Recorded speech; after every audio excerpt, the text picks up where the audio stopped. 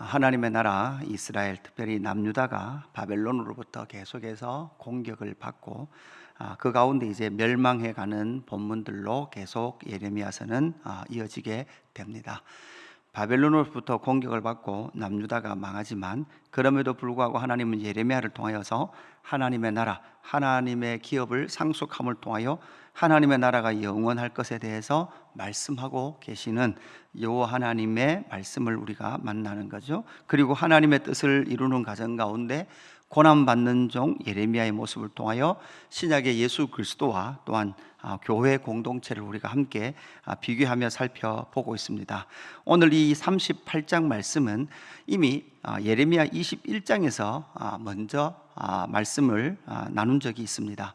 작년 이맘때쯤 예레미야 21장에서 오늘 38장 본문과 평행 본문으로 나타나는 그 구절들이 이미 예레미야 21장에 그렇게 나타나고 있습니다. 예레미야 21장 1절 2절 말씀에 보면 이렇게 말합니다. 여호와께로부터 예레미야에게 말씀이 임하니라. 시드기야 왕이 말게의 아들 바솔과 제사장 마세야 아들 스바냐를 예레미야에게 보내니라, 이렇게 말을 하고 있는 장면이죠. 2절에 보니까 바벨론의 느부갓네살 왕이 우리를 치니 청컨대 너는 우리를 위하여 여호와께 간구하라. 여호와께서 혹시 그의 모든 기적으로 우리를 도와 행하시면 그가 우리를 떠나리라 하니, 이렇게 말하고 있죠. 그러니까 이 예레미야 21장 상황에서도 이미 오늘 38장 상황과 같이 바벨론의 공격 속에서 많은 예루살렘 지도자들이 하나님 앞에 기도해라 라고 예레미야에게 기도해 주기를 요청을 하고 있습니다. 이렇게 기도해 주기를 요청하고 있는 상황 가운데 그럼에도 불구하고 예레미야는 바벨론이 승리할 것이다. 예레미야 21장 7절인가요? 그 말씀 7, 8절에 보면 이렇게 말씀이 나오죠. 여호와의 말씀이라. 그 후에 내가 유다 왕 시드기야와 그의 신하들과 백성과 및 이 성읍에서 전염병과 칼과 기근에서 남은 자는 바벨론 느부갓네살 왕의 손과 그들의 원수의 손과 그들의 생명을 찾는 자들의 손에 넘기리니 그가 칼날로 그들을 치되 측은히 여기지 아니하며 긍휼히 여기지 아니하며 불쌍히 여기지 아니하리라 하셨느니라. 여호와께서 말씀하시기를 보라, 내가 너희 앞에 생명의 길과 사망의 길을 두었노라. 너는 이 백성에게 전하라 하셨느니라. 하나님께서 이스라엘 백성들 가운데 생명의 길과 사망의 길을 두었다라고 무엇하십니까? 전하라, 이렇게 말씀하고 있죠. 여러분, 생명의 길과 사망의 길이라고 하면 생각나야 되는 성경책이 하나 있죠. 신명기 말씀입니다. 그리심산과 에발산으로 대표되어지는 생명의 길과 사망의 길을 너희 앞에 두었는데, 사실 오늘 38장 말씀은 사실 다 죽는다. 너희들이 이 성에 머물면 칼과 기근과 전염병에 죽으리라. 그 속에서 하나님께서 생명의 길을 어떻게 내어놓았는지를 우리는 이 38장에서 보아야 되는 거죠. 생명의 길과 사망의 길이 어디 앞에 있습니까? 이스라엘 백성들 앞에 있습니다.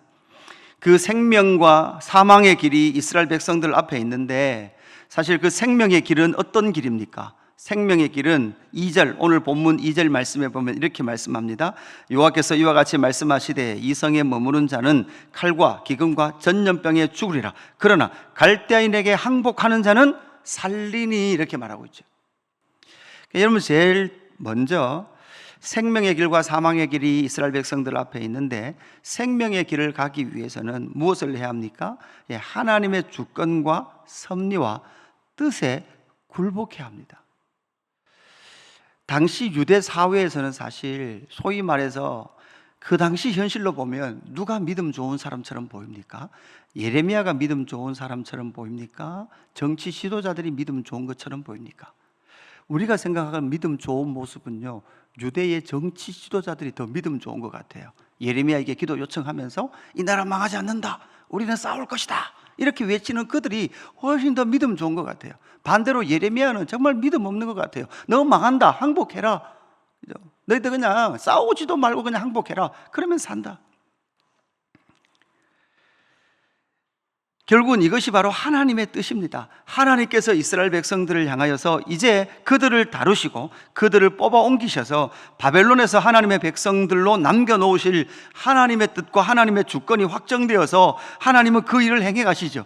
그런데 반대편에 하나님의 뜻과 하나님의 계획과 하나님의 섭리에 대해서는 전혀 관심 없고, 여러분, 우리가 생각하는 소위 말해서 밖으로 드러나는 믿음 좋은 모습, 모든 것이 잘 될 거야, 모든 것이 문제 없을 거야, 하나님만 잘 믿으면 아무 문제 없을 거야, 확실히 믿냐? 확실히 믿습니다. 이게 우리는 좋은 믿음이라고 생각합니다. 그것이 좋은 믿음이 아니라 우리를 향하신 하나님의 주권과 섭리 속에 어떤 일도 일어날 수 있으며, 그 하나님의 주권과 섭리 앞에, 하나님 앞에 항복하는 그 사람이 바로 믿음 좋은 사람이요 생명의 길을 가는 사람이다 라고 성경은 말씀하고 있습니다.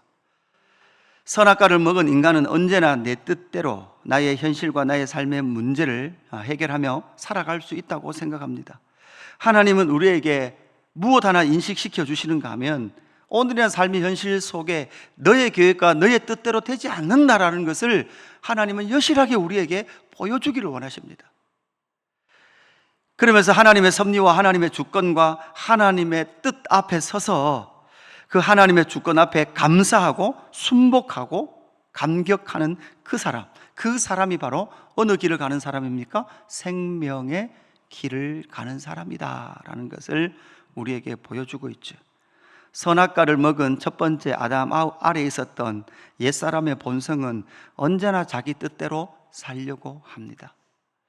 작은 것 하나도 내 뜻대로 되지 않으면 화가 나서 견딜 수 없는 것이 나라는 존재입니다. 그 가운데에서 예수 그리스도의 십자가의 그 옛사람의 본성을 십자가에 못 박고 예수로 죽고 예수로 다시 산 사람들은 우리 주 예수 그리스도와 하나님의 주권과 섭리, 그것에 우리의 마음과 기도의 제목이 옮겨가게 되는 거죠. 여러분, 숙명론적인 그런 주권을 말하는 것이 아닙니다. 하나님의 주권이면 하나님 다 알아서 하시겠지가 아니라, 하나님의 뜻이 가장 선하고 그 하나님의 뜻이 우리를 향하고 있다라는 그 믿음이 있다면, 우리의 삶 가운데에 일어나는 그 모든 일들이 바로 하나님의 뜻을 이루어 가신다라는 그 믿음이 있을 때 우리는 그 어떤 삶의 어려움도 믿음으로 이겨나갈 수 있는, 그래서 그 문제가 해결되는 것이 핵심이 아니라 그 일을 통하여 하나님의 뜻과 하나님의 사랑을 발견하며 나아가는 그 삶이 바로 생명의 길이다라는 것을 기억하는 저와 여러분 되기를 주님의 이름으로 축복합니다. 결국 이 당시에 시드기야 왕은 아무런 힘이 없었습니다. 그리고 예레미야를 죽이려고 하죠. 4절에 보니까 이렇게 말합니다. 이에 그 고관들이 왕께 아뢰되, 이 사람이 백성의 평안을 구하지 아니하고 재난을 구하오니 청하건대 이 사람을 죽이소서. 그러니까 예레미야를 향해서 이 종교 지도자들과 많은 이스라엘 백성들이 무엇을 요구하고 있습니까? 선지자 입에서 그냥 좋은 말 한마디, 평안한 말 한마디가 나와주기를 기다리는 거예요. 사실 여러분, 이 선지자가 이런 말, 평안을 한마디 한다 그래서, 그렇다고 해서 여러분 진짜 평안이 찾아옵니까? 그죠? 여러분, 사실은 의사가 이래요, 이렇습니다라고 말하는 그 한마디가, 사실은 의사 자신도 병에 대한 질병은 알지만 이 병을 어떻게 치유돼 가는지에 대한 모든 것은 알지를 못합니다. 그죠? 그런데도 불구하고 우리는 어떻게든 의사가 좋은 말 해주면 괜찮은 것 같기도 하고, 또 약간 부정적으로 말하면 곧 우리는 죽을 것 같고, 이 둘 사이에 다니고 있는 우리의 모습처럼 선지자 예레미야가 하는 이 한마디의 말, 평안을 구해주기를 원하는데 예레미야는 계속 무엇을 구합니까? 재난을 구합니다.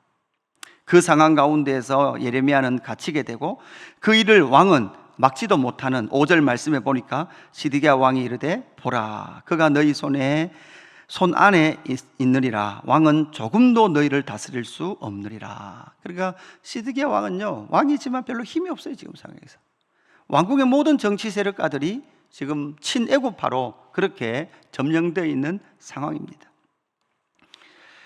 생명의 길은 하나님의 뜻에 항복하는 자가 바로 생명의 길이라면, 두 번째는 7절부터 나오는 예레미야가 이 진창에 빠져 있는, 감옥에 투옥되어 있는 이 상황 가운데서 구원의 줄을 잡고 그 감옥에서 구원받는 모습을 우리는 볼 필요가 있습니다. 모든 사람이 사실 지금 성중에는 상황은 그냥 있으면 다 죽을 상황이에요. 전염병과 칼로 죽을 뿐만 아니라 9절 말씀에 보니까 중간에 보면 성중에 떡이 떨어졌다 이렇게 돼 있죠. 그러니까 사실 이 예루살렘 성 안에 있으면 다 죽는 거예요. 그 다 죽는데 예레미야는 특별히 하나님의 뜻을 전한다는 이유로 진창에 빠졌습니다. 그러니까 구덩이인데 항아리 모양입니다. 항아리 모양이고 원래는 여기가 그 우물로 샘으로 쓰는 그런 용도였는데 샘이 마르면 여러분 이제 거기를 뭐로 쓰는 거예요? 이게 이제 감옥으로 쓰는 거죠. 그러니까 여기가 샘으로 쓰다가 이제 물이 다 빠지고 더 이상 물이 나오지 않으니까 샘의 기능이 없고 무슨 기능을 하는 거예요? 이제 감옥의 기능을 하는 거죠. 예레미야가 들어갔습니다. 아직 물기가 마르지 않아서 진창 속에 빠졌어요. 그리고 여러분 성 안에는 먹을 것이 없으니까 감옥에 들어간 사람들을 밥을 주겠습니까? 주지 않겠습니까? 당연히 떡을 주지 않죠. 빵을 주지 않겠죠. 이런 상황 가운데에서 7절 말씀에 보니까 왕궁 내시 구스인 에벤멜렉이라는 사람이 등장합니다. 이 사람은 유대인이 아닙니다. 구스 사람입니다. 이방인이었습니다. 이방인 에벤멜렉을 통하여서 예레미야가 구원을 받는 그 말씀이 나타나죠. 밧줄을 내립니다. 천들을 연결해서 밧줄을 내립니다. 그리고 밧줄을 잡고 위에서 끌어 올립니다. 13절 이렇게 말하죠. 그들이 줄로 예레미야를 구덩이에서 끌어낸지라 예레미야가 시위대의 뜰에 머무니라 이렇게 말을 하고 있습니다.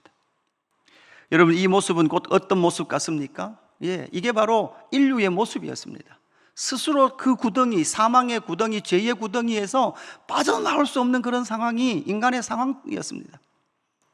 모두 다 죽는데 누구는 살아나는가 하면 위로부터 구원의 줄이 내려오고 그 구원의 줄을 잡은 예레미야는 어떻게 해요? 살아요. 이것이 바로 구원의 모습을 우리에게 보여주고 있는 거죠. 우리의 노력이나 우리의 열심이나 그 진창 안에 우리의 어떠한 선으로 구원받는 것이 아니라 바로 위로부터 구원의 줄이 내려오는 거예요. 하늘로부터 내려오는 거예요. 그리고 하늘로부터 내려온 그 구원의 줄을 만약에 예레미야가 안 잡으면 어떻게 됩니까? 올라올 수 없습니다. 여러분 구원의 인간의 의지가 하나도 필요 없습니까? 하나님의 절대 주권적 측면으로 보면 줄이 내려오지 않으면 구원받을 수 있는 길이 없어요. 줄을 내리는 거예요. 내려주시는 거예요. 그런데 예레미야는 무엇했습니까? 잡았습니다. 그리고 구원을 받았습니다. 구원받은 예레미야가 올라오자마자 에벤멜렛을 쳐다보지도 않은 채 예레미야가 혹시 내가 줄을 잡아서 구원받았잖아 이렇게 자랑할 수 있습니까? 자랑할 수 없어요. 무엇을 자랑해야 됩니까? 이방인이었던 구스 사람 에벤멜렉이 구원의 줄을 내려줬음으로 말미암아 예레미야는 구원을 받은 거예요. 하나님께서 예수 그리스도 하늘의 문을 열고 이 땅 가운데 오신 예수 그리스도를 이 땅에 보내주셨고 그 예수 그리스도를 붙잡음을 통하여 저와 여러분은 구원받아 생명의 길을 가고 있는 자들인 줄로 믿습니다. 이것이 바로 하나님께서 우리에게 말씀하시는 생명의 길이에요. 그래서 우리는 자랑할 수 있는 것은 무엇밖에 없습니까? 바로 예수 그리스도밖에 없습니다. 이방인이었던 구스 사람이었던 이 에벤멜렉이 바로 이 구원의 줄을 이 진창 속에 넣어줌으로 말미암아 바로 구원받았던 예레미야의 모습처럼 이 성중에 모든 자들이 이제 앞으로 죽을 것인데 그 속에서 바로 생명의 길을 가고 있는 그 사람은 하나님의 주권과 섭리에 항복하고 하나님이 왕이십니다. 삶에 일어나는 많은 고난과 아픔 속에서 원망과 그러한 증오가 아니라 하나님의 주권과 섭리 앞에 굴복하고 하나님의 왕권을 인정하며 나아가는 그 사람이 생명의 길을 가는 사람인 줄로 믿습니다. 그리고 하늘로부터 주님께서 내려주시는 하나님께서 내려주시는 그 구원의 불을 붙잡는 그 사람, 그리고 그 하나님으로부터 구원받은 그 사람, 그 구원의 은혜를 알고 살아가는 그 사람이 바로 생명의 길을 가는 사람인 줄로 믿습니다. 오늘 이 하루도 이 은혜의 삶, 그 은혜의 생명의 길을 함께 걸어가는 저와 여러분 되기를 주님의 이름으로 축복합니다. 아버지 하나님 감사합니다. 이 아침에도 우리를 흔들어 깨우셔서 하나님이 기도의 자리로 이끌어 주시고 말씀 앞에 우리를 세워주셔서 감사합니다.